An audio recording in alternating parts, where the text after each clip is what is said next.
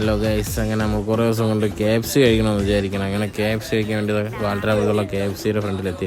ഇവിടെ പിന്നെ പ്രത്യേകം മെനു ഒന്നുമില്ല, പിന്നെ നമുക്ക് ആവശ്യമുള്ള സാധനം ഇങ്ങനെ ഓർഡർ ചെയ്യണം. പക്ഷെ നമ്മളിത് ആദ്യമായിട്ടാണ് ഈ സംഭവം ട്രൈ ചെയ്യുന്നത്. അങ്ങനെ നമ്മളെല്ലാം ഓർഡർ കൊടുത്തിട്ട് ഇങ്ങനെ ജിപ്പുനെ കളിപ്പിച്ച് കട്ട വെയിറ്റിങ്ങിലായിട്ട് ഇരിക്കുകയാണ് ഫുഡിന് വേണ്ടി.